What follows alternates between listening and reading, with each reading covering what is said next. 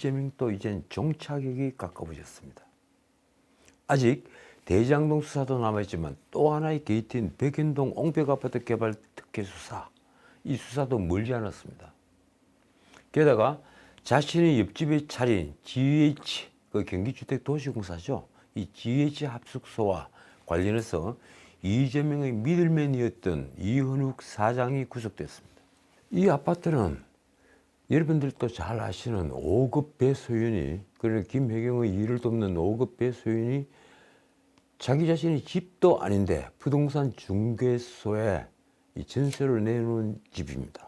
그런데 그 집을 GH가 임차를 한 것으로 이재명의 아내 김혜경이 배소연 이 법과 사건, 소고기 법과 사건이죠. 이 배소연을 통해 법인카드로 초밥 10인분 같은 이 음식물을 엄청나게 사간 것과 연관이 있다, 이런 의혹을 받고 있습니다.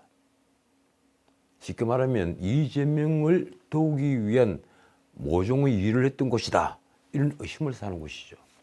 어쨌든 이재명은 이미 공직선거법 위반으로 기소되어 있고 성남FC 후원금 사건은 기소 직전입니다. 그리고 대장동 게이트도 수사가 끝나면 배임 뇌물 등으로 기소될 것이 거의 확실합니다. 게다가 수원지검에서 김성태가 입을 열기 시작한 대북 송금 문제, 500만 달러 더하기 300만 달러, 그리고 결국 800만 달러 대북 송금, 이 역시 특가법상 제3자 뇌물죄입니다. GH 합숙소 사건은 또 하나 공직선거법 위반으로 기소될 수도 있습니다. 이렇게 되면 이재명은 재판받는 일로 아마 몇 년을 보내야 할 것 같습니다. 방탄조끼가 벗겨진다면 그는 증거인멸 우려 등의 이유로 구속될 가능성이 아주 높습니다. 어쨌든 이재명의 첫 공판 기일은 공직선거법 위반, 허위사실 유포, 이 첫 공판 기일은 3월 3일로 정해졌습니다. 이제 법정에서는 이재명의 모습을 볼 것 같습니다. 이번 김성태의 진술로 드러난 북풍 사건을 이재명은 검찰에 신작 소설이 나왔다고 비웃었습니다. 검찰이 소설을 쓴다. 그러나 제가 보기엔 그를 파멸로 이끌 수 있는 범죄입니다. 이재명은 자신이 전혀 모른다던 김성태를 술자리에서 전화를 바꿔준 기억은 난다, 이렇게 말을 바꿨습니다. 분리하면 말을 조금씩 바꾸는 겁니까? 말을 돌리는 겁니까? 그렇지만 김성태가 경기도가 계획한 북한 스마트팜 사업비로 500만 달러, 거기에다 이재명의 방북을 위해 300만 달러를 지급한 것이 드러났습니다. 그 자체는 외환관리법 위반, 그리고 남북교류협력법 위반이 되겠죠. 그런데 형법상 제3자 뇌물죄입니다. 그리고 액수로 봐서 당연히 특가법이 적용됩니다. 지금 이재명을 다시 정의하면 그는 어떤 사람일까요? 저도 궁금해집니다. 지금까지 언론에 드러났던 여러 가지 사건 중에 절반 정도만 사실이라 하더라도 이재명은 제가 보기엔 파렴치범입니다. 그는 권력을 놓치지 않고 더 큰 권력을 잡기 위해서는, 그리고 자신의 이익을 위해서는 어떤 일이든 하던 그런 자였습니다. 그런 이재명에 대한 수사를 두고 민주당은 지금 정치 탄압이라고 외칩니다. 정적에 대한 보복이며 정치 탄압이다. 그래서 주말인 이번 4일 민주당은 대규모 장외투쟁에 났습니다. 이재명이 스스로 정한 검찰 출석이래 말입니다. 그러나 민주당 내부에서 갈등이 본격 표출되고 있습니다. 당 지도부가 의원들에게 주말에 장외투쟁에 참여를 독려하고 나섰지만 비명계뿐 아니라 심지어 친명계 안에서도 장외투쟁은 부적절하다는 지적이 나왔습니다. 무엇보다도 언론부터 고개를 젓고 있습니다. 도대체 다수당이, 그것도 절대 다수당이 169개나 가지고 있는 절대 다수당이 장외투쟁을 하는 이유가 없기 때문입니다. 국민의힘은 조국수 시즌2라고 조소했습니다. 비명계 민주당 조홍철은 2일 라디오에서 이번 장외 집회는 굉장히 위험할 수 있다며 이렇게 설명했습니다. 명분으로 김건희 특검과 이상민 탄핵을 내세우지만 시기적으로나 맥락상으로 이재명에 대한 검찰의 압박이 최고조에 달해가는 상황에서 맞불 성격이 있기 때문이다. 솔직히 민주당은 다수의 힘으로 맞불을 놓는다고 벌이는 억지 장외투쟁입니다. 그리고 김건희 특검, 이재명의 범죄, 이게 건수가 같은 건가요? 무게가 다르죠. 무엇보다도 김건희 특검에 동의할 국민은 골수 이재명 지지자밖에 없습니다. 조홍천이 민주당 전체가 똘똘 뭉쳐서 또 방탄을 하는 게 아니냐고 볼 수 있다며 덧붙인 말에는 아주 놀랄만한 내용이 있습니다. 이렇습니다. 이재명이 검찰에는 혼자 가겠다고 절대 나오지 말라고 하면서 4일엔 지역별로 인원을 할당하고 체크하는 건 무슨 말이냐. 그렇습니다. 지역별로 인원을 할당하고 체크를 한다. 사람들을 많이 끌어모아야 되기 때문에 그렇겠죠. 이재명이 검찰에 구속영장을 치를 명분을 주지 않기 위해 주말에 검찰에 출석하는 줄로만 우리는 알고 있었는데 주말을 선택한 것은 지방에서 동원할 이른바 개딸들이 검찰청 앞에 운집하기 위한 부득이한 선택이었던 것입니다. 그래서 다시 묻겠습니다. 도대체 민주당과 이재명이 장외투쟁을 선택한 것은 무슨 이유에서일까요? 절대 다수가 의회를 벗어나 거리로 나가는 것은 바로 명분이 없기 때문입니다. 그러니 선동당한 소수의 열렬 지지자들, 이른바 개딸들에 둘러싸여 마치 자신들이 민주화 투쟁을 하는 투사인 것처럼 자기 최면을 거는 것입니다. 이재명의 이런 모습을 박지원조차 걱정했습니다. 박지원이 라디오에서 한 말이 이렇습니다. 장외투쟁이 장기화돼서는 안 된다. 야당의 가장 강력한 투쟁 장소는 원내다. 그것도 절대 다수의 야당입니다. 자신들은 집권 야당이라는 표현을 가끔 쓰더군요. 그러나 아마도 이런 박지원 같은 목소리는 묻힐 것입니다. 개딸들은 이미 출석부를 만들었습니다. 친민계에선 장외투쟁 참석을 촉구하는 목소리가 이어지고 있습니다. 검찰독재탄압위원회 위원장 박범계는 일정이 있어도 다 제출하고 오셔야 한다고 했고 안민석은 국민과 함께 맞서야 한다고 했습니다. 그런데 이런 모습이 이재명을 옹호하려고 국민에 맞서는 것으로 비치니 자 어떻게 해야 합니까? 국민과 정의에 맞서는 부유의 선동이라고 할까요? 지금 이재명을 둘러싼 여러 범죄 혐의는 모두 문재인 정권 아래서 제기된 것입니다. 그중 단 하나도 보수 정권에서 국민의힘에서 제기하거나 수사를 시작한 게 없습니다. 그런데도 정치 탄압을 하지 말라며 장외로 가는 것은 이재명은 바로 신성 불가침한 존재다. 이런 주장과 똑같습니다. 이재명은 못 건드린다. 민주당 스스로 반민주임을 만천하에 드러내는 작태입니다. 자, 어떻든 이재명은 이번 주말 다시 서울중앙지검으로 가서 대장동 게이트에 연관된 수사를 받습니다. 그런데 벌써 대중적 관심은 상방울 김성태가 입을 연 대북 송금에 쏠려 있습니다. 수원지검에서 하는 수사죠. 상방울 그룹 김성태가 2019년 경기도의 대북 사업 비용 500만 달러를 대납하고 이재명의 방북 대가로 300만 달러를 제공했다. 같은 해 1월 중국에서 이화영이 전화를 바꾸셔서 이재명과 통화를 했으며 이때 이재명으로부터 고맙다는 말을 들었다. 이것이 바로 김성태의 진술 요지입니다. 이재명은 이 의혹과 관련해서 아까도 말씀드렸지만 소설이라고 재차 일축했습니다.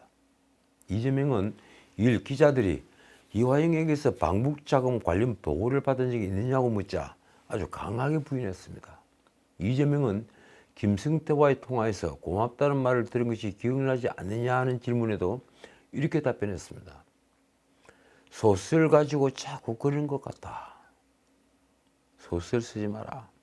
이 얘기입니다. 하기는 이화영의 진술을 시인하는 순간에 그는 특가법상 제3자 뇌물죄를 벗어나지 못하게 됩니다.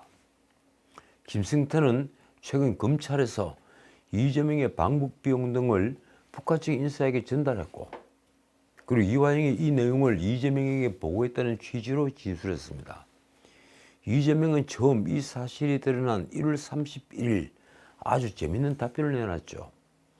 검찰의 신작 소설이 나온 것 같다. 종전 창작 실력으로 봐서 잘 안 팔릴 것이다. 어쨌든 이일 이재명은 경기도가 당시 북한에 자신을 초청해달라고 편지까지 보냈다는데 전혀 관련 사실을 모르느냐, 혹시 승인이나 보고 과정도 없었느냐, 이런 기자들의 질문에 일절 답하지 않았습니다. 그런데 구속기사를 보면 수원지검은 김승태가 이재명의 대선 패배 후에 실망감을 드러냈고, 이에 이화영이 이재명과 통화를 하면서 김승태를 안심시킨 정황을 포착한 것으로 밝혀졌습니다. 언론에 보도된 최근 검찰 조사 내용이 이렇습니다. 김승태는 최근 검찰 조사에서 작년 3월 대선 이후에 이화영에게 방북을 하지 못했고 대선에도 졌다는 취지로 말했다고 진술했다. 쉽게 말하면 김승태가 실망을 토로했다, 이 얘기입니다. 김승태가 총 800만 달러를 북한에 보냈는데 결국 이재명이 방북도 못하고 대선에서 이재명이 떨어져서 실망했다는 걸 말했다는 것입니다. 그러자 이화영은 김승태가 보는 앞에서 이재명과 통화를 했고, 그때 이화영에게서 이재명이 민주당 대표가 되거나 국회의원이 되면 상방으로는 억울한 일은 없을 것이라는 말을 들었다는 취지로 김승태가 검찰에 진술을 했다고 합니다. 한편 검찰은 또 이재명의 최측근인 김용은 당시에 경기도 대변인이었죠. 이 김용도 대북 송금을 알았다는 정황을 파악했습니다. 김승태는 북한에 500만 달러를 보낸 후에 만난 김용에게서 고맙다는 얘기를 들었다는 취지로 진술했습니다. 어쨌든 이재명은 이 모든 것을 부인하고 있습니다. 전부 다 거짓말이다, 소설이다. 검찰이 만든 신작 소설이다. 그 자신이 변호사이니 자신이 제3자 뇌물죄, 그것도 특가법상 제3자 뇌물이 되면 10년 이상 징역이나 무기징역에 처해지는 중범죄인 걸 모를 리가 없습니다. 그러니 그는 제발 모든 게 소설이 되었으면 하고 희구할 것입니다. 그러나 김승태의 진술과 주변 정황으로 보아 이재명은 지금 꼼짝없이 덫에 갇혔습니다. 김승태의 불법 대북 송금 의혹의 윤곽이 드러나면서 검찰 내부에서는 이제 이재명의 추락을 확신하는 분위기입니다. 서초동 법률가들은 하나같이 이재명에게 제3자 뇌물죄를 의심하지 않습니다. 이것만으로도 보통 사람이면 열이면 열 모두 구속됐을 것입니다. 그만큼 중범죄인이 말입니다. 언론이 지목하는 가장 가까운 사례는 바로 박근혜 대통령 사례입니다. 박영수 특검 당시에 윤석열 팀장이 수사를 한 결과가 이렇습니다. 이재명 삼성전자 부회장이 박 대통령에게 이 삼성의 승계 작업을 도와달라는 묵시적 청탁을 하고 한국동계스포츠영재센터, 그러니까 제3자죠. 한국동계스포츠영재센터에게 16억 2,800만 원을 제공했다. 그런데 이 당시에 재단법인 미래와 K스포츠에 재벌들이 기부한 돈들, 이 돈들은 모두 무죄가 됐습니다. 다만 이 영재스포츠센터에 준 그 돈만 제3자 뇌물죄가 된 겁니다. 그래서인지 1심은 당시 부정한 청탁의 전제인 승계작업의 실체가 인정되지 않는다는 취지로 무죄를 선고했습니다. 그런데 2심은 유죄였습니다. 그리고 김명수 대법원도 유죄 판단을 했습니다. 그런데 이번 사건은 언론이 설명과는 달리 묵시적 청탁 사건도 아닌 것 같습니다. 이 김승태가 이화영과 논의 아래 이재명의 방북을 대가로 북한에 검언을 제공한 뚜렷한 사실이 이미 존재를 하고 있는 것입니다. 그렇다면 김승태는 이재명에게서 무엇을 대가로 받고 싶은 걸까요? 무엇을 청탁한 걸까요? 언론은 검찰에 진술한 김승태의 지인들은 김승태가 경기도 대북 경협 사업을 통해 재벌급 기업인으로 발돋움하고 싶어 했다고 말하고 있다고 합니다. 실제로 대북 사업 비용 800만 달러를 제3자인 북측에 걷는 대가를 얻기 위해 김승태는 적극적으로 움직였습니다. 김승태는 2019년 1월과 5월 두 차례 중국에서 이 북한은 조선아시아태평양평화위원회 또 하나 있죠. 민족경제협력연합에 이 북한의 단체 관계자를 만나 회토류 채굴권 등 1억 달러 규모의 경협 합의서를 썼습니다. 대가를 일단 챙긴 겁니다. 이 과정에서 상방울 계열사 나노스는 대북 수혜주로 분류돼 주가가 3배 이상 급등을 해서 그는 주가 조작에도 성공했습니다. 이미 떼돈을 끊은 거죠. 검찰은 이재명도 유무행의 실익을 보았다고 판단합니다. 경기도가 약정했지만 조달하는 데 실패한 대북 사업비를 상방울 그룹이 대납했고 결국 2018년부터 19년 경기도는 지자체 중에 대북 경협에서 가장 선도적인 위치에 오르게 됐습니다. 언론은 이 과정에서 이재명은 민주당 대선 주자에겐 필수인 평화 코드를 당 내외에 각인시켜서 이 당시 대표였던 이해찬을 든든한 우군으로 만드는 정치적 이익을 얻었다고 쓰고 있습니다. 하긴 구속된 이화영 평화부지사부터 이해찬 계였습니다. 이해찬은 2018년 말 해경군 김씨 논란으로 이재명이 자진 탈당 요구를 받자 이를 무마하고 2021년엔 이재명 지지 전국 조직인 민주평화광장 이런 것을 발족시키기도 했습니다. 자, 어쨌든 검찰은 이재명이 김승태에게 대북 지원을 해달라는 청탁을 했다는 사실을 뒷받침하는 정황 확보에 지금 수사력을 모으고 있습니다. 2019년 이재명이 이화영과 이태영 변호사를 통해 김승태와 직접 통화했다는 진술을 확보한 것도 바로 그런 정황 중에 하나입니다. 자, 이재명은 모두 이 검찰의 신작 소설이라고 말합니다. 그뿐 아니라 기존의 범죄들, 이 대장동 위례신도시 사건, 이 사건도 검찰의 정치 탄압이라고 매도합니다. 그래서 주말 이재명이 다시 검찰에 들어올 때 민주당은 장외투쟁에 났습니다. 그러자 검찰은 이재명이 사실관계에 대한 답변을 하지 않으면서 정치수사로 매도한다며 유감이라는 뜻을 밝혔습니다. 일 언론에 나온 검찰 관계자의 말입니다. 피의자 측은 수사 과정에서 저희들이 제기한 질문에 구체적 사실관계를 전혀 답하지 않고 악의적으로 정치적 프레임을 씌워 매도한다. 실체적 진실을 규명한다는 입장을 갖고 있는 수사팀 입장에서는 매우 유감이다. 검찰 관계자는 이 대장동 사건은 지난 정부에서 착수를 했던 전 성남시장 그리고 이재명 시장의 개발 비리 사건이라고 얘기를 합니다. 그래서 추가 수사를 통해 전 시장인 이재명의 최측근 정진상과 김용이 민간업자와 유착의 특혜를 제공하고 사익을 추구해서 영장이 발부되고 기소된 상황이라고 못 박았습니다. 어디까지나 지방자치단체가 업자와 짜고 권력을 사유화한 범죄 수사라는 것입니다. 당시 시장이 이들에게 사업 과정을 보고받고 승인한 내용에 대해 이재명을 상대로 수사하는 것은 당연한 일이다.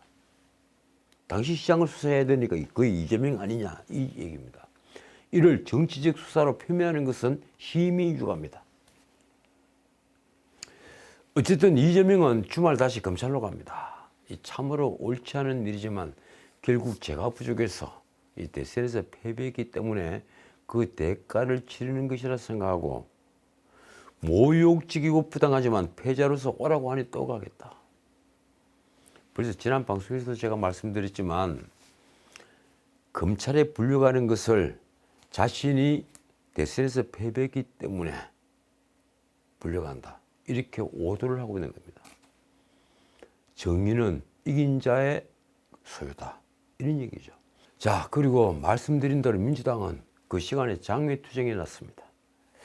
그런데 이미 민주당은 김건희 여사 특검과 이상민 행안부 장관의 파면을 촉구하는 밤샘 농성을 벌였습니다. 농성을 주도한 건 누구일까요? 강경파 의원 모임 철험회입니다. 참 용기가 대단하다고 해야 합니까? 아니면 충성심이 대단하다고 할까요? 민주주의가 성숙하려면 이런 과정을 거쳐야 하는 것입니까? 자, 언제쯤 이재명은 다시 중앙지검으로 가는 걸까요? 위례 신도시와 대장동 게이트를 수사하는 중앙지검은 이재명 측이 사실관계는 답하지 않으면서 정치 수사를 한다고 검찰을 매도한다며 유감을 표시했습니다. 제가 어제 방송에서 말씀을 드렸죠. 바로 검찰 측의 말이 이렇습니다. 피의자 측이 저희가 제기한 구체적 질문에 대한 사실관계는 전혀 답하지 않고 악의적으로 정치적 프레임을 씌워서 매도하는 부분에 대해 유감이다. 정진상, 김용의 구속 기소를 두고 검찰은 전 시장 최측근이 민간업자와 유착에 특혜를 제공하고 사익을 추구해 영장이 발부되고 기소된 상황이라는 설명도 했습니다. 그래서 당시 시장이 이들에게 사업 과정을 보고받고 승인한 내용에 대해 이재명을 상대로 수사하는 것은 당연하다는 것입니다. 따라서 이를 정치적 수사로 표명하는 것은 심히 유감이다. 자, 어쨌든 1월 28일 1차 중앙지검 소환조사를 받은 이재명은 33쪽짜리 진술서를 낸 채 사실상 진술서에 전부 적혀있다 이런 식으로 진술 거부권을 행사한 뒤에 돌아갔습니다. 그 뒤에 검찰 재소환을 두고 검찰과 이재명은 입씨름을 벌였습니다. 이재명은 대선 패자로서 오라고 하니 간다 이 자세를 버리지 않고 있습니다. 자신의 지지자들을 자신의 편으로 묶어두는 것입니다. 어쨌든 검찰 소환조사 거부가 구속영장 청구 빌미를 줄까 염려한 이재명 측이 2차 소환조사를 받아들여서 이 문제는 일단 해결이 됐습니다. 봉합이 된 겁니다. 그러나 일정 조율의 기싸움까지 벌어지고 있습니다. 아직까지도 2차 소환 날짜가 정해지지 않았습니다. 검찰은 지난달 28일 소환조사를 끝낸 뒤에 주중 출석이 어렵다며 거부를 했습니다. 2월 1일 2일 진도가 어떠느냐 이러니까 거부를 한 것입니다. 결국 민주당이 오는 4일 검찰 수사와 관련해서 장외 투쟁을 예고한 바 있어 다음 주말인 11일에 2차 소환조사가 진행될 것이라는 예상이 나왔습니다. 이 와중에 검찰이 화천대유 대주주죠 김만배가 경기도지사실에서 20억 원을 요구받았다는 진술을 정영학 회계사로부터 확보했습니다.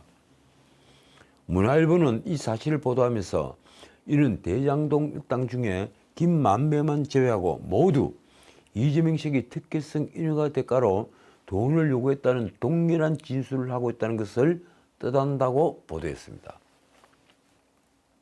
그렇습니다. 지난 방송에서 제가 말씀드린 바처럼 이제 김만배를 제외하고 유동규, 남욱, 정영학, 정민용까지 모두 진실을 말하기 시작한 것입니다. 그런데 특히 20억 원을 요구한 장소가 도지사실이었다는 이번 진술은 자금 요구와 수수 과정에서 이재명이 인지했을 가능성이 강하게 의심되는 정황이라고 문화일보는 썼습니다. 그렇죠. 이재명이 모른다면 어떻게 도지사실에서 돈 20억을 달라고 요구를 했겠습니까?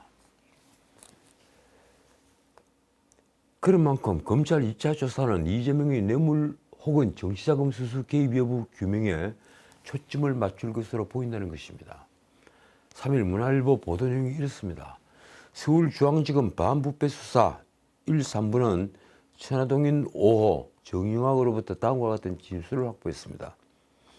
먼저 검찰이 정영학에게 한 질문이 이렇습니다. 이재명과 관련해 정진상, 김용이 김만배에게 금품을 요구한 사실을 알고 있나? 이 질문에 대한 정영학의 답변입니다. 2021년 2월 성남시 판교 은중동에 있는 커피숍에서 김만배를 만나는데 당시 김만배가 같은 달 시장실, 이때 말한 시장실은 바로 경기도 지사실을 의미합니다. 당시 김만배가 같은 달 시장실로 불려갔다가 왔다고 했고 한숨을 쉬며 20개, 그러니까 현금 20억을 마련해 오라고 요구를 받았다고 말했다. 정영학은 그 뒤에 이런 말도 했습니다. 김만배는 금융정보분석원 FIU 내사로 이재명 측에게 자금 전달에 부담을 느껴 난감해했다. 특히 2021년 2월 무렵 김만배가 도지사실에서 20억 원 요구를 받았을 당시 이재명은 20대 대통령 선거 당내 경선을 앞두고 있었습니다. 돈이 한참 필요할 때였겠죠. 이때는 정진상의 천화동인 1호 지분 일부인 428억 원을 김만배에게 요구하고 있던 시점이기도 합니다.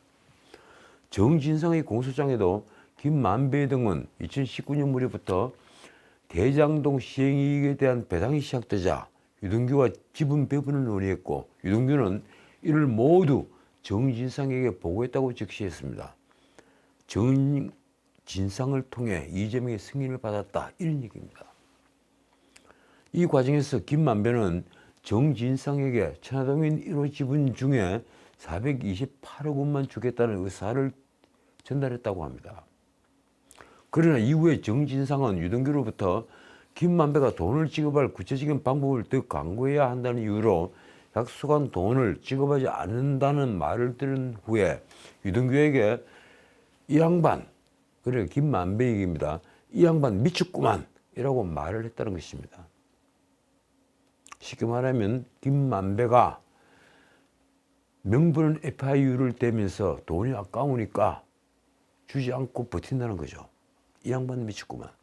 그 후에 실제로 2021년 2월에 김만배에게 20억 원을 달라고 요구했다고 적시됐습니다. 그동안 대장동 일당은 모두 이재명 측에 금품을 제공하거나 요구를 받았다고 진술했는데 정영학도 동일한 진술을 한 것입니다. 유동규는 작년 12월 KBS 인터뷰에서 이렇게 말했습니다. 이재명 지사를 위해 준 돈이다. 이재명 지사를 위해서 할 수 있는 부분은 다 했다.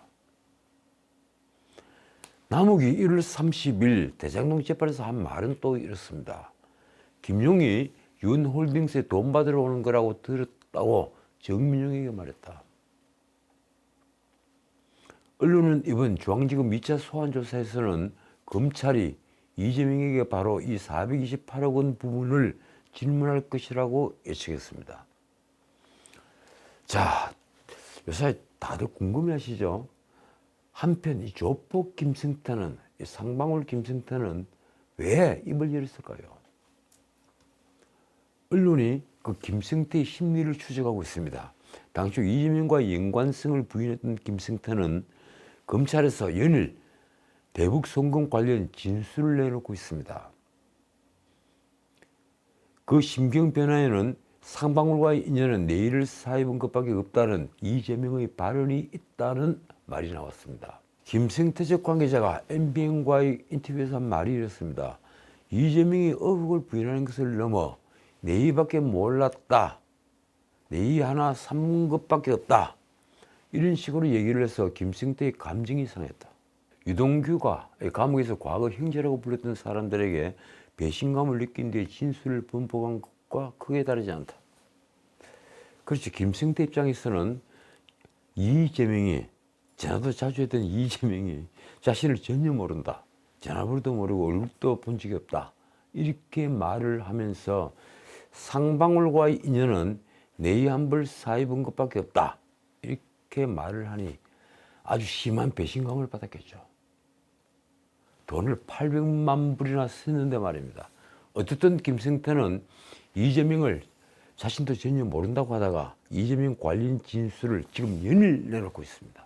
김승태는 2019년 경기도의 스마트팜 사업 지원비 500만 달러와 그리고 이재명의 방북을 위해 300만 달러 등 총 800만 달러, 그 당시 환율로 100억 원이 됩니다. 이 100억 원을 북측에 전달했다고 최근 검찰이 진술했습니다.